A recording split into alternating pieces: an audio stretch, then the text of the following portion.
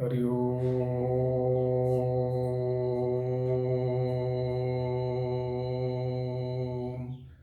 ओम सहना भवतु, सहनो भुनक्तु, सह वीर्यं करवावहे, तेजस्विनो अवधीतमस्तु मा विद्विषावहे।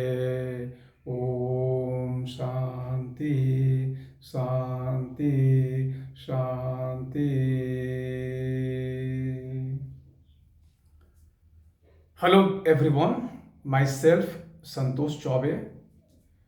Good morning to all of you.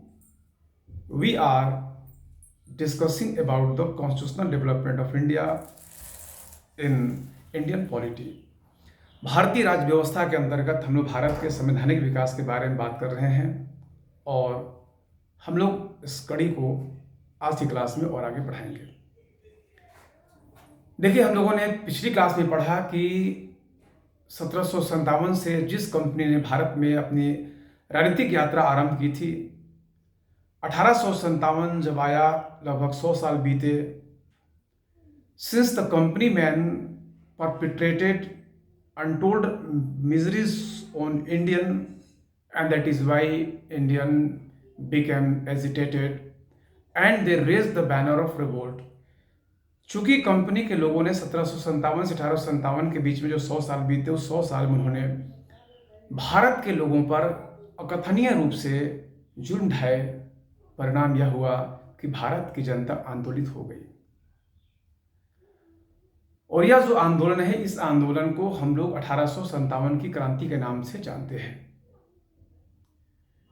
देखिए, सच्चाई है कि 1857 की क्रांति जो लगभग एक वर्षों तक चली, अंग्रेजों ने इस क्रांति को दबा तो दिया, लेकिन इसमें भी कोई संदेह नहीं है कि अंग्रेजों को इस क्रांति ने उनको जड़ से हिला दिया था। And the Englishmen were now well aware of the fact that if they ignore the interest of Indians, they have to pack their bag and baggages. अगर उन्होंने भारतीयों के हितों की उपेक्षा की तो उन्हें एक दिन भारत छोड़कर जाना पड़ेगा। और यही कारण है कि कंपनी का ये जो शासन है, इस शासन के प्रति अंग्रेजों ने एक अलग सा रुख अख्तियार कर लिया, और ब्रिटेन की संसद ने आनन फानन में एक अधिनियम पारित किया, जिस अधिनियम को हम लोग भारत सरकार अधिनियम 1858 या गवर्नमेंट ऑफ इंडिया एक्ट 1858 के नाम से जानते हैं। आज की क्लास में हम लोग जिस पर बात करने वाले हैं वह है भारत सरकार अधिनियम 1858। चलिए आइए हम लोग इसको देखते हैं, इस पर बात करते हैं।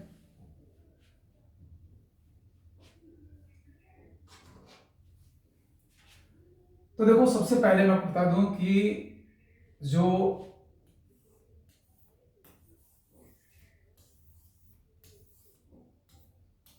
The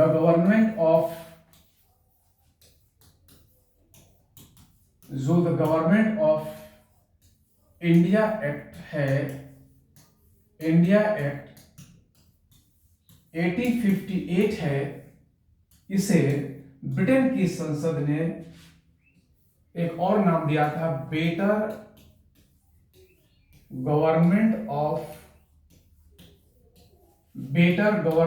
of India act. इसे बेहतर भारत सरकार अधिनियम के नाम से भी जानते हैं। मैं बताना चाहता हूं कि भारत सरकार अधिनियम 1858 को पूछा जाएगा और किस नाम से जाता है, तो इसे हम लोग बेहतर भारत सरकार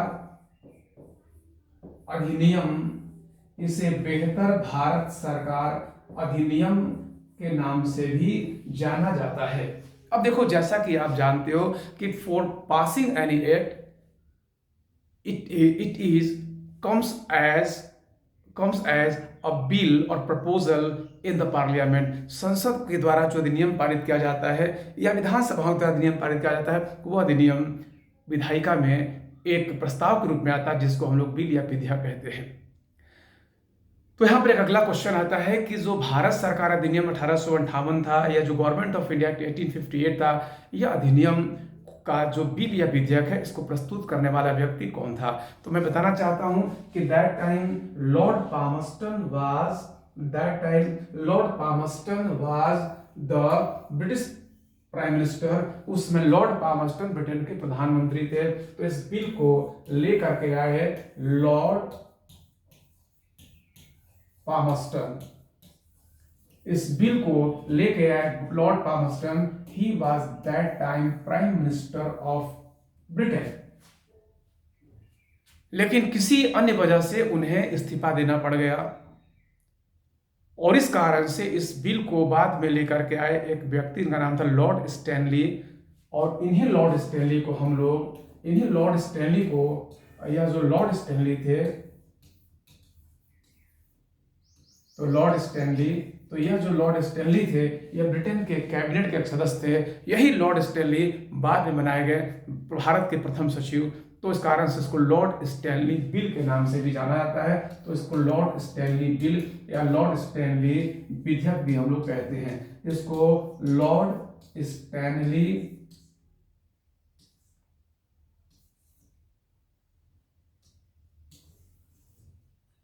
इसे Lord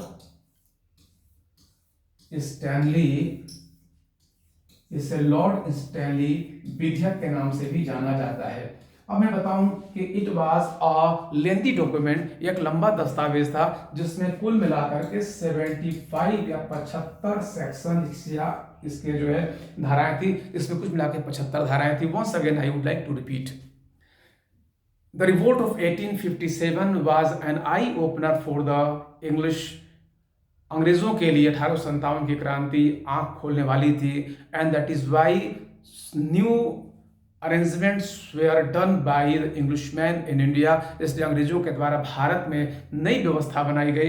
and for that purposes they brought a bill bye the name of government of India bill 1858। और इस कारण से विधेयक वगैरह जिसको हम लोग भारत सरकार विधेयक 1858 कहते हैं, यह विधेयक लॉर्ड पामस्टन लेकर के आए थे, ब्रिटेन के प्रधानमंत्री। बट किसी कारण से वह बिल जो है वो उनको इस्तीफा देना पड़ गया।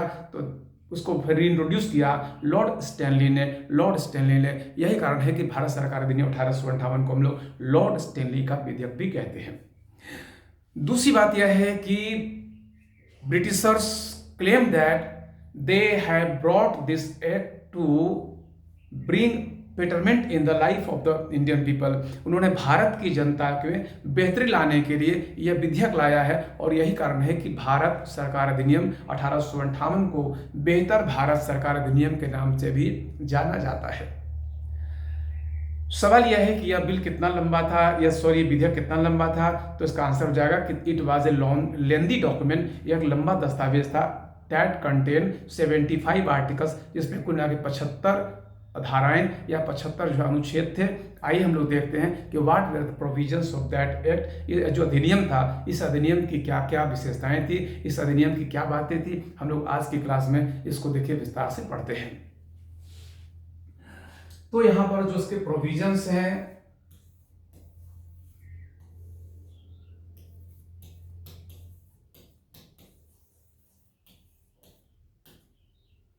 जो इसके प्रोविजंस या प्रावधान हैं,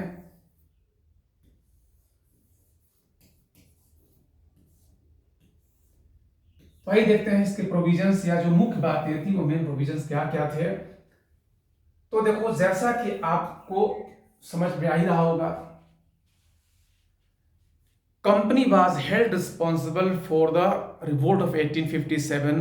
कंपनी को 1857 की क्रांति के लिए अंग्रेजी सरकार ने उसको जिम्मेवार माना और इसीलिए कहा गया कि you don't deserve to rule in India. आप भारत में शासन चलाने के लायक नहीं हो। और यही कारण है कि ब्रिटेन, भारत का शासन जो है अप्रत्यक्ष रूप से ब्रिटेन चलाएगा। तो सबसे पहला काम देखो क्या किया गया, काम यह किया गया कि rule of the company was abolished. Rule of the company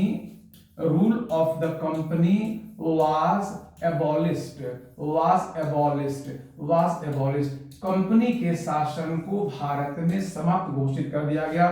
तो कंपनी का जो शासन है, तो यह हो गया कंपनी का शासन समाप्त घोषित किया गया। कंपनी का शासन जो है वह समाप्त घोषित कर दिया गया। तो कंपनी के शासन को समाप्त घोषित किया गया, समाप्त घोषित हो गया, ठीक है। और उसके स्थान पर क्या हो गया, direct rule of the British crown was established, और उसके स्थान पर ब्रिटेन के ताज का प्रत्यक्ष शासन स्थापित हो गया। तो पहला पॉइंट हो गया कंपनी का शासन समाप्त। पूछा जाएगा परीक्षा में किस अधिनियम के माध्यम से कंपनी के शासन को समाप्त घोषित किया गया, तो आपका आंसर हो जाएगा यह अधिनियम था 1858 का भारत सरकार अधिनियम। और इसी अधिनियम के माध्यम से ब्रिटेन की सरकार ने भारत के शासन को प्रत्यक्ष रूप से अपने हाथों में ले लिया। अब देखिए कंपनी का शासन भारत में चलता कैसे था, तो यह दो बॉडी के माध्यम से चलाया जाता था। एक बॉडी का नाम था कोर्ट ऑफ डायरेक्टर्स, दूसरे का नाम था बोर्ड ऑफ कंट्रोल।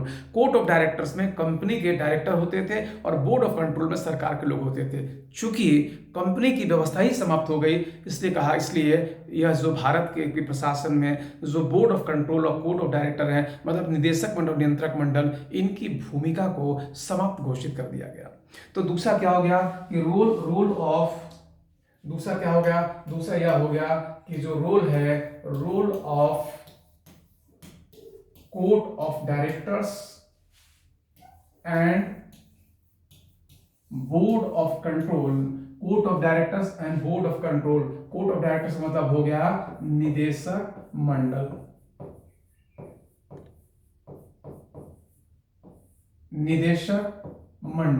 और बोर्ड ऑफ कंट्रोल का मतलब हो गया नियंत्रक मंडल।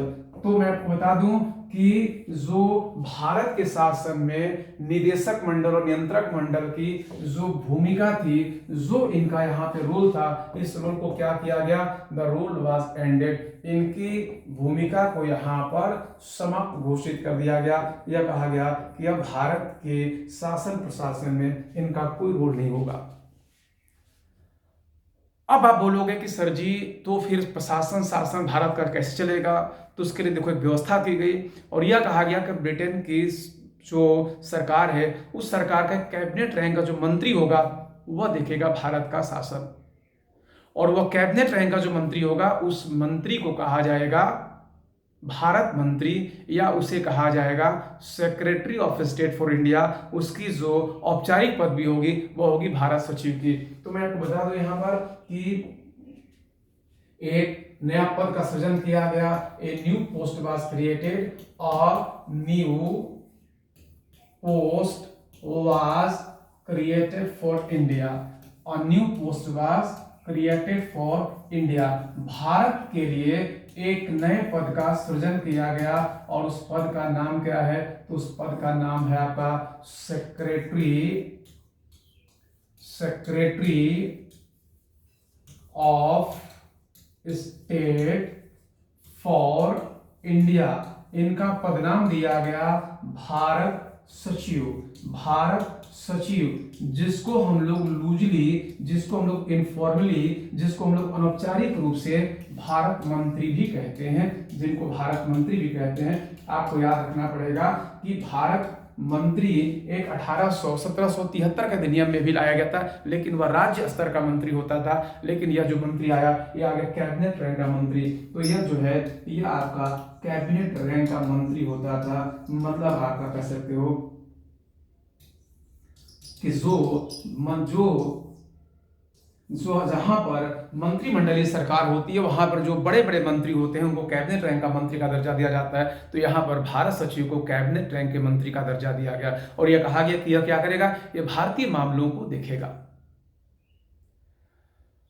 अब यह था कि यह जो भारत सचिव है या जो भारत मंत्री है, इसको हेल्प कौन करेगा। हर एक बात मैं आपको बताना भूल गया कि भारत का पहला भारत सचिव, जो first secretary of state for India है, या जिस व्यक्ति को बनाया गया उस व्यक्ति का नाम है लॉर्ड स्टैनले। Lord Stanley. अब आपको मैं फिर से रिमाइंड करा दूं, यही वो लॉर्ड स्टैनली व्यक्ति हैं जिन्होंने भारत सरकार अधिनियम 1858 को पारित कराने के लिए यह विधेयक लेकर के आए थे, इसलिए उस विधेयक को लॉर्ड स्टैनली का विधेयक भी कहा जाता है। और यही इसी लॉर्ड स्टैनली को बनाया गया भारत सचिव या इनको बनाया गया आपका secretary of state for India.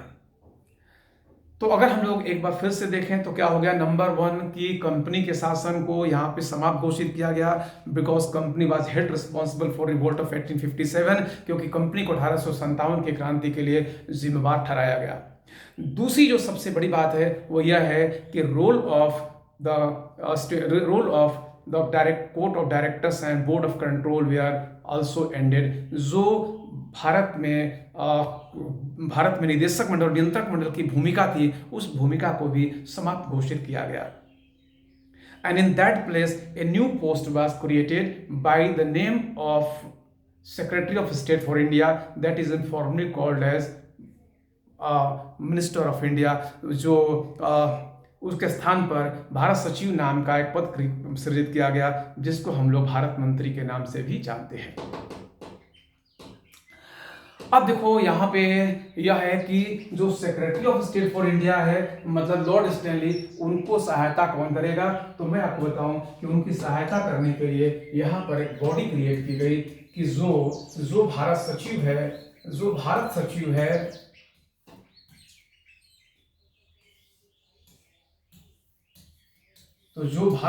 है या जो भारत सचिव होगा, इस भारत सचिव की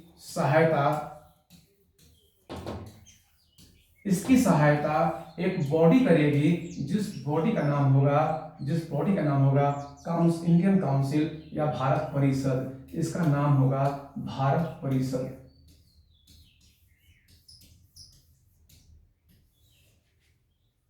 इसको इंडियन काउंसिल कहा जाएगा।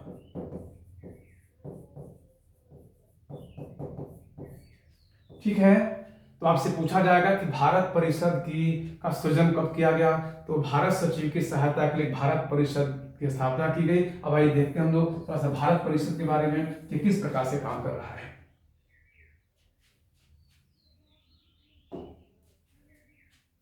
अब यहां पर देखिए, जो यह भारत परिषद है,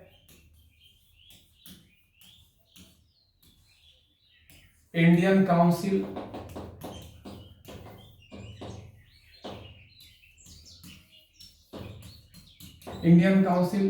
इसमें सबसे पहली बात कि जो नंबर ऑफ मेंबर्स होंगे, मतलब सदस्य, तो जो सदस्यों की संख्या है, तो सदस्यों की संख्या यहां पर रखी गई, यहां पे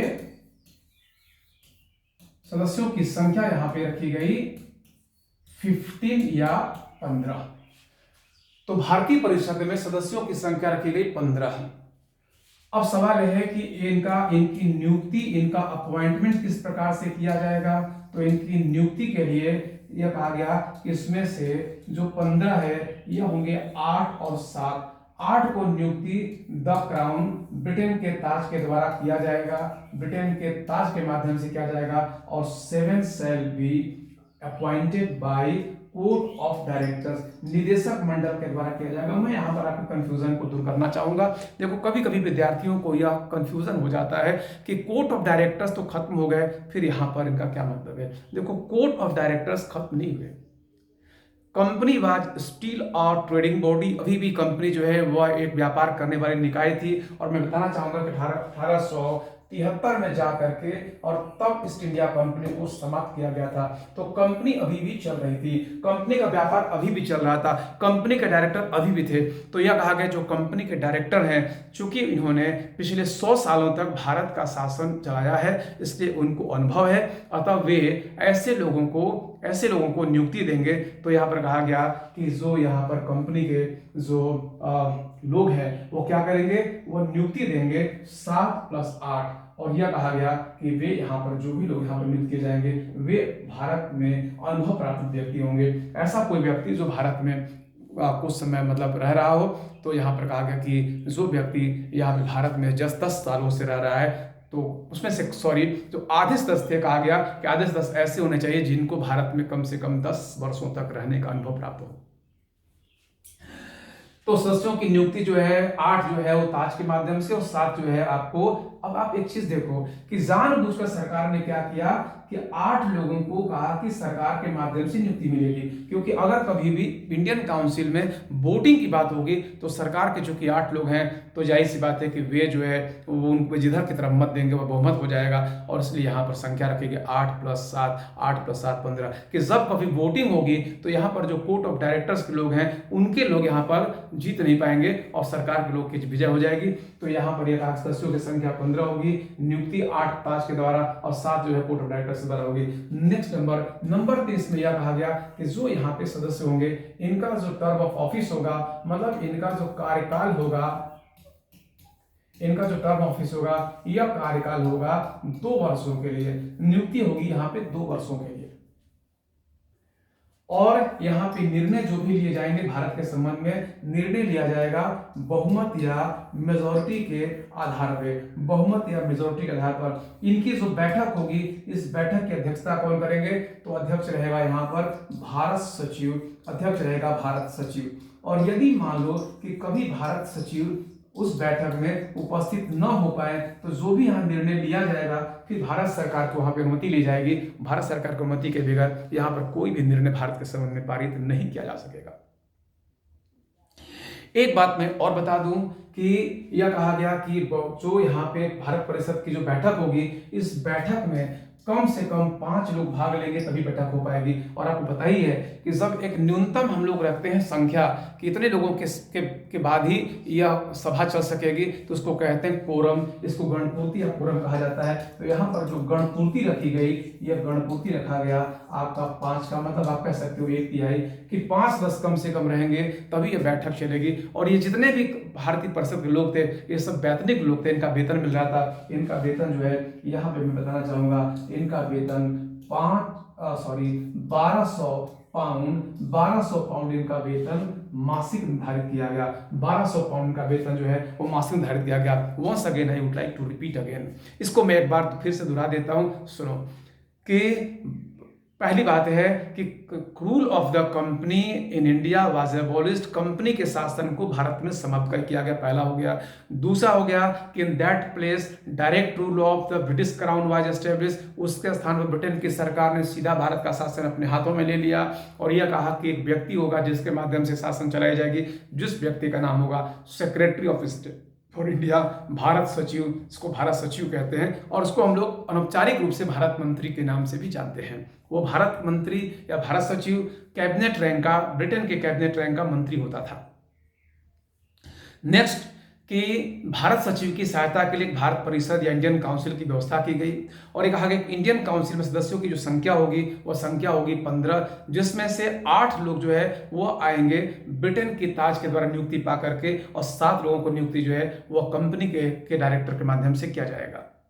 जो भी निर्णय भारतीय परिषद भारत के बारे में लिया जाएगा that decisions shall be taken on the basis of majority, निर्णय जो है बहुमत के आधार पर लिए जाएंगे। और मैं आपको यहाँ पर फिर से रिमाइंड करना चाहूंगा कि 8 और 7 का जो की संख्या रखी गई इसीलिए कि जो सरकार के लोग हैं वही जो है भारत परिषद में उनकी तूती बोले वही लोग विजयी हो जाए। तो इस तरीके से यहाँ पर संख्या 8 + 7 रखी गई। नेक्स्ट बात यह है कि कहा गया कि जो भी लोग यहाँ पर हैं 15 लोग, इसमें से कम आधे लोग ऐसे होने चाहिए जिन्होंने भारत में 10 वर्षों तक बिताया हो। साथ ही साथ यह जो भारतीय परिषद के सदस्यों की संख्या रखी गई 15, इसमें से कहा गया कि जब कभी भी इनकी बैठक होगी कम से कम 5 सदस्यों का उपस्थित होना अनिवार्य होगा। 5 सदस्यों से अगर कम लोग वहां पर उपस्थित होकर निर्णय लेते हैं तो वहां पर वो सभा चलेगी नहीं और मतलब इसका रखा गया जो कोरम या गणपूर्ति है वो 5 की रखी गई। जो सदस्यों के सदस्य थे उनका कार्यकाल 2 वर्षों का रखा गया और ये सभी वैतनिक लोग थे जिनको 1200 पाउंड पर ईयर देने की बात हुई कि उनका वेतन जो है 1200 पाउंड जो है पर एनम रहेगा। तो देखो मैं आपको बताना चाहूंगा कि यह जो इंडियन काउंसिल है, पहले आप समझ लो कि एक तो सबसे ऊपर शीर्ष पर हो गया भारत के लिए द क्राउन मतलब ब्रिटेन का ताज, ब्रिटेन का ताज। हालांकि ब्रिटेन की महारानी ने भारत की साम्राज्ञी का पद नहीं धारण किया, उसमें विक्टोरिया थी। इसके लिए 1877 में लॉर्ड लीटन के द्वारा एक दिल्ली में दरबार चला था 1 जनवरी 1877, और वहां पर उन्होंने इम्प्रेस ऑफ इंडिया का खिताब प्राप्त किया। उनको मिल दिया गया भारत की साम्राज्ञी का खिताब। लेकिन ब्रिटेन की सरकार ने एक प्रकार से यह कहा कि भारत के शासन को अपने हाथों में हम ले रहे हैं। ठीक है। दूसरी बात यह है कि द क्राउन जो ताज है, तो ताज के पास जो शासन चला गया। अब मैं बताना चाहूंगा आपको कि जो ताज है, द क्राउन जो ताज है, तो यहां पर यह हुआ कि सबसे पहले जो है ऊपर में ताज होगा। ताज के बाद इसके बाद कौन है, तो इसके बाद है ब्रिटेन की संसद। ब्रिटेन की संसद या ब्रिटेन की सरकार, उसको ब्रिटेन की सरकार हो गई। तो ब्रिटेन की सरकार, और ब्रिटेन की जो सरकार के लोग हैं तो यहाँ पर सरकार का मतलब संसद हो गई। तरीके से संसद नियम कानून जो बनाएगी, वह नियम कानून बनाया जाएगा एक बॉडी की सलाह पर, जिस बॉडी का नाम होगा भारत परिषद। भारत परिषद, और भारत के बारे में यह क्या करेगी, यह दिन प्रतिदिन के निर्णय भी लेगी। ठीक है। तो भारत ब्रिटेन की सरकार हो गई, फिर भारत परिषद। अब यहाँ पर कहा गया कि भारत परिषद तो कहाँ बैठेगी, यह तो रहेगी लंदन में। और भारत में देखरेख कंपनी करने के लिए कौन होगा, तो कहा गया कि वहां पे क्राउन का एक डायरेक्ट रिप्रेजेंटेटिव होगा, और जिसको कहा जाएगा वायसराय एंड गवर्नर जनरल। तो मैं बताना चाहूंगा कि भारत की राजधानी जो कलकत्ता थी अंग्रेजों की, तो यह कहा गया कि भारत की ब्रिटिश भारत की राजधानी जो कलकत्ता है, कलकत्ता में एक व्यक्ति होगा जिसको कहा जाएगा viceroy and governor general. Viceroy and governor general, तो एक वायसराय एंड गवर्नर जनरल का प्रावधान किया गया। और लॉर्ड कैनिंग जो उस समय भारत के गवर्नर जनरल थे, उन्हीं को बना दिया गया ब्रिटिश भारत का वायसराय एंड गवर्नर जनरल। इस प्रकार से आपसे पूछा जाएगा कि भारत के अंतिम गवर्नर जनरल कौन थे, तो लॉर्ड कैनिंग। और भारत के प्रथम वायसराय या वायसराय एंड गवर्नर जनरल कौन थे, तो आप आंसर हो जाएगा लॉर्ड कैनिंग है। अब देखो, वायसराय एंड गवर्नर जनरल है, उसको कहा गया कि उसकी एक कार्यकारिणी परिषद होगी, उसकी एक कार्यकारिणी परिषद होगी। और वही कार्यकारिणी परिषद, वही एग्जीक्यूटिव काउंसिल जो एग्जीक्यूटिव काउंसिल आपके 1853 बनाई गई थी। मतलब कि वहां पे 4 सदस्य होते थे, तो 4 सदस्य रहेंगे। और जब ये लोग कोई भी काम करने लगेंगे, कोई नियम कानून बनाने लगेंगे, तो 6 अतिरिक्त लोगों को और जोड़ लेंगे, और ये 600 लोग होंगे और सरकार के लोग होंगे, और सब मिला करके क्या बनेगा, तो वायसराय कार्यकारिणी परिषद जब नियम कानून बनाने लगेगी तो 6 लोगों को जोड़ेगी। ये सारी जो बॉडी है, ये सभी मिल करके बनाएंगे विधायिका परिषद या लेजिस्लेटिव काउंसिल। मैं बताना चाहूंगा आपको कि विधायिका परिषद वो वही है जिसका प्रावधान 1853 के अधिनियम में पहली बार किया गया था। तो यह 1858 का यह अधिनियम था, और इस अधिनियम में इस प्रकार से व्यवस्था बनाने की बात की गई। और आपके बॉम्बे और मद्रास के जो गवर्नर जनरल थे, उनको पूरी तरीके से कहा गया कि वे जो है वह वायसराय के अधीन ही काम करेंगे। तो मैं आपको बताना चाहूंगा कि देखो, 2 अगस्त 1858 को अधिनियम पारित हुआ। इसके बाद ब्रिटेन की सरकार के लोगों ने बड़ा मंथन किया और यह पाया कि भारत के लोगों के मन के अंदर जो असमंजस को समाप्त किया जाए। तो रानी विक्टोरिया का एक घोषणा पत्र यहां पढ़ा गया आपको इलाहाबाद की धरती पर। इलाहाबाद की धरती जो प्रयागराज कहलाती है, तो इलाहाबाद की धरती पर इसको पढ़ा गया 1 नवंबर 1858 को। मैं आपको बता दूं थोड़ा सा, देखो आज जो प्रयागराज है, तो सबसे पहले क्या हुआ कि ब्रिटेन के पास 3 प्रांत होते थे। एक प्रांत उसके पास बंगाल का था, दूसरा बॉम्बे का था, और तीसरा मद्रास का था। ये तीनों कहलाते थे प्रेसिडेंसी टाउन। चौथा एक प्रांत इनका 1836 में क्रिएट हुआ, जिसका नाम था नॉर्थ वेस्टर्न प्रोविंस, मतलब उत्तर पश्चिमी प्रांत, और राजधानी इसकी बनाई गई थी आगरा। 1836 से ये जो उत्तर पश्चिम प्रांत आपका था, आपका नॉर्थ वेस्टर्न प्रोविंस, इसकी राजधानी पहले बनाई गई थी आगरा को उसका राजधानी बनाया गया था। और मैं बताना चाहूंगा कि इस राजधानी में, इसमें जो है आपका दिल्ली भी शामिल था, इसमें जो आपका जो हरियाणा के कुछ क्षेत्र हैं वो भी इसमें शामिल थे। तो यहाँ पे नॉर्थ वेस्ट प्रोविंस, उत्तर पश्चिम जो प्रांत था, तो इसकी राजधानी थी आगरा। 1836 से लेकर के 1800 आपके 58 तक आगरा ही इसकी राजधानी रही। लेकिन 1 नवंबर 1858 को जब इलाहाबाद में, जब प्रयागराज में क्या किया गया, ब्रिटेन रानी विक्टोरिया की घोषणा पढ़ी गई, तो उस एक दिन के लिए पहले तो प्रयागराज को भारत की राजधानी घोषित किया गया और यह कहा गया कि अब आगे से यह जो है उत्तर पश्चिम प्रांत का की राजधानी रहेगा। तो मैं बताना चाहूंगा कि 1858 से लेकर के यह 1921 ईस्वी तक प्रयागराज ही रहा आपका उत्तर पश्चिम प्रांत की राजधानी। हालांकि उत्तर पश्चिम प्रांत का नाम 1902 में बदल के कर दिया गया था north west province and Agra, north west province and Awadh. और इसके बाद 1922 में जब इसका नाम बदल के United province of Agra and Awadh, तो इसकी राजधानी शिफ्ट हो गई आपकी लखनऊ, राजधानी शिफ्ट हो गई लखनऊ। और यही कारण है कि आज भी प्रयागराज ही में बहुत सारे ऑफिसेज हैं आपके उत्तर प्रदेश के। तो उस एक दिन के लिए प्रयागराज को 1 नवंबर 1858 को यहाँ राजधानी बनाया गया और ब्रिटेन की जो महारानी सम्राज्ञी थी रानी विक्टोरिया, उनकी उद्घोषणा यहाँ पर पढ़ी गई। रानी विक्टोरिया ने कहा कि now I am your empress, मैं अब आपकी सम्राज्ञी हूं। So you all are my subject, इसलिए आप सब मेरे ये हो, प्रजा हो, इसलिए आपके हितों का ध्यान रखना मेरा कर्तव्य है। तो इसलिए आपको निश्चित होकर रहना है। नंबर 1 कि the British government shall not interfere in the social and religious life of the Indian people।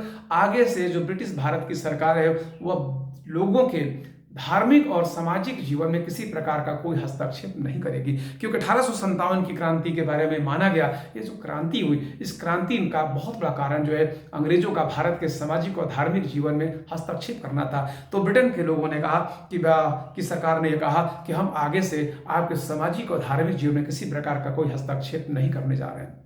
Number 2, the British government does not desire to expand its territory in India।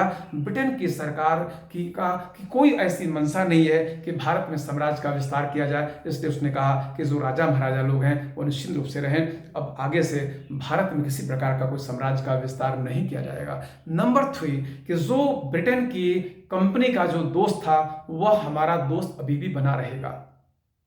और ये तो नहीं कहा गया कि जो दुश्मन बना रहेगा, लेकिन इसका मतलब यही होगा कि स्टेटस को शैल बी मेंटेन, जो यथास्थिति है बनी रहेगी। कंपनी के साथ जैसा जैसा व्यवहार था उसी प्रकार का व्यवहार ब्रिटिश भारत की सरकार है वो आगे करेगी। और इस तरीके से यह कहा गया कि अब बहुत जल्द ही एक नया अधिनियम भी आएगा और उस अधिनियम में विस्तृत प्रावधान किए जाएंगे। और यह अधिनियम आ गया आपका बहुत जल्द 1861 में, जिसको हम लोग इंडियन काउंसिल एक्ट, क्योंकि इंडियन काउंसिल एक्ट यहाँ से प्रभावी आ गया तो इसको कहा गया इंडियन काउंसिल 1861, भारतीय परिषद अधिनियम 1861। हम लोग इसके बारे में अभी आगे की क्लास से बात करते हैं, लेकिन एक बार मैं फिर से इसको एक बार आपको रिमाइंड कर रहा हूँ बहुत अच्छी तरीके से। देखिए हम लोगों ने क्या बातचीत की कि कंपनी ने भारत का शासन 100 वर्षों का चलाया। 100 वर्षों के शासन में 100 वर्षों का जो शासन था, इस 100 वर्षों के शासन में उन्होंने भारत पर अकथनीय रूप से जुल्म ढाए और इस जुल्म का परिणाम यह हुआ कि the people of India revolted, Bharat के जो लोग हैं उन्होंने क्रांति की मशाल जला ली। यह रिवोल्ट या जो क्रांति है लगभग 1 वर्षों तक चली और इसके बाद जब 1 वर्ष बीत गया और ये क्रांति को जब दबा दिया गया तो इसके बाद यह हुआ कि ब्रिटेन की सरकार जो है अब खुद भारत का शासन अपने हाथ से चलाएगी और ब्रिटेन की सरकार ने भारत के शासन को चलाने का निर्णय ले लिया। तो यहाँ पर एक अधिनियम पारित किया गया, जिस अधिनियम को हम लोग बेहतर भारत सरकार अधिनियम या गवर्नमेंट ऑफ इंडिया 1858 के नाम से जानते हैं। Following the provisions of that act, इस अधिनियम के निम्नलिखित प्रावधान थे। नंबर 1 कि rule of the company was abolished and that place direct rule of the British crown was started. Company के शासन को भारत में समाप्त घोषित किया गया और उसके स्थान पर ब्रिटेन की सरकार भारत का शासन स्वयं चलाने लग गई। Number 2 role of the directors of the company and board of control was also ended. जो निदेशक मंडल था, इनकी भूमिका को भारत में समाप्त घोषित कर दिया गया। And in that place a body was created and in that body there used to be a person who was designated as Secretary of State for India, and for that assistance another body was created by the name of Indian Council. एक निकाय बनाई गई जिस निकाय का head था भारत सचिव, जिसको भारत मंत्री भी कहते हैं, एक कैबिनेट रैंक का मंत्री होता था, और उसकी सहायता के लिए एक अलग से निकाय बनाई गई जिसको कहा गया भारत परिषद। कहा गया कि भारत परिषद जो 15 लोग होंगे, इसमें से 8 को जो नियुक्ति होगी वह ब्रिटेन की सरकार देगी, और जो 7 की नियुक्ति होगी वह जो है कंपनी के लोगों के माध्यम से दिया जाएगा। और यह कहा गया इसमें आधे से लोग होने चाहिए जिनको कम से कम भारत में भारत के प्रशासन का जो है कम से कम 10 वर्षों का अनुभव हो।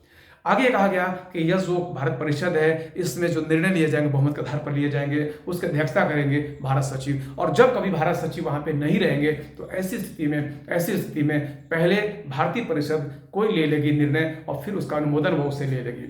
साथ ही साथ भारत परिषद के जो लोग सदस्य थे उनका कार्यकाल रखा गया 2 वर्षों का कार्यकाल रखा गया 2 वर्षों का। कोरम यहाँ पर फिक्स किया गया 5 का। और एक सबसे बड़ी बात यह है कि ये सब 32 सदस्य थे जिनको 1200 पाउंड जो है प्रति वर्ष देने की बात की गई। साथ ही साथ मैं आपको यह बता दूं कि यह जो कंपनी है, यह जो ब्रिटिश भारत की गवर्नमेंट है। अब भी कहा गया कि जो कलकत्ता है, जो भारत की राजधानी, ब्रिटिश भारत की राजधानी, इस ब्रिटिश भारत की राजधानी में जो व्यक्ति होगा वह कहलाएगा वायसराय एंड गवर्नर जनरल, और लॉर्ड कैनिंग को भारत का पहला वायसराय यहाँ पर नियुक्त किया गया। साथ ही साथ मैंने आपको यह बता दिया कि यहाँ पर यह कहा गया कि जो भारत का वायसराय है, उस भारत के वायसराय की सहायता देने के लिए एक कार्यकारिणी परिषद होगी, और इस कार्यकारिणी परिषद में 4 सदस्य होंगे। यहाँ भी निर्णय जो है बहुमत के आधार पर लिया जाएगा, और वायसराय को यहाँ पर वीटो का पावर रहेगा। जैसा कि मैं आपको पढ़ चुके हो कि 1793 के अधिनियम में ही वीटो पावर दे दिया गया था बंगाल के गवर्नर जनरल को। तो ये सारी व्यवस्था कंटिन्यू रही, और ब्रिटेन की सरकार ने कहा हम जल्द ही एक नया प्रावधान लेकर के भारत के लिए आएंगे। लेकिन बता दूं मैं आपको कि इसी समय में ब्रिटेन की सरकार चाहती थी कि भारतीयों को यहाँ पर आश्वस्त किया जाए। तो भारतीयों को आश्वस्त करने के लिए एक अधिनियम आया, एक ब्रिटेन की सरकार के ताज के द्वारा एक घोषणा की गई, जिस घोषणा को पढ़ा गया आपको इलाहाबाद में, जिसको हम लोग कहते हैं आपका रानी विक्टोरिया की उद्घोषणा। तो इस उद्घोषणा में सबसे बड़ी बात थी कि ब्रिटेन के ताज ने कहा कि हम आपकी हम सम्राज्ञी हैं, इसलिए आपका दुख दर्द हमारा दुख दर्द है, इसलिए आपको चिंता करने की कोई जरूरत नहीं है। दूसरी बात यह कहा गया कि जो भारतीयों का सामाजिक धार्मिक जीवन है उसमें सरकार कोई हस्तक्षेप नहीं करेगी। और तीसरी सबसे इंपॉर्टेंट बात कि वह कहा गया कि भारतीय राजाओं को आप निश्चिंत रहना है, अब आगे से हमारा साम्राज्य विस्तार का कोई भी मंशा नहीं है। तो इसके बाद हम लोग कल की क्लास में पढ़ेंगे इंडियन काउंसिल एक्ट 1861, भारतीय परिषद नियम 1861। देखो मैं आपको बता दूं कि आप इसको कंटिन्यूटी में पढ़ते रहो, और उसके बाद मैं आपका एक टेस्ट ऑर्गेनाइज करूंगा, और उस टेस्ट में जो कोई विद्यार्थी 5 विद्यार्थी जो सबसे अच्छा करेंगे, मैं उनको अपनी पॉलिटी की किताब जो है उनको उनके एड्रेस पर मैं यहाँ से भिजवा दूंगा। और आप यकीन करो कि मेरा यहाँ पर जो उद्देश्य है वो उद्देश्य यही है कि एक बेहतर भारत बने। उस बेहतर भारत को बनाने में मेरी भी अपनी कोई भूमिका होनी चाहिए, और मैं उसी भूमिका के निर्वहन के लिए आपके सामने हूँ। Thank you very much everyone. एक बार मित्रों को बंद करें और मेरे साथ जो है आप ईश्वर को याद करिए। हरि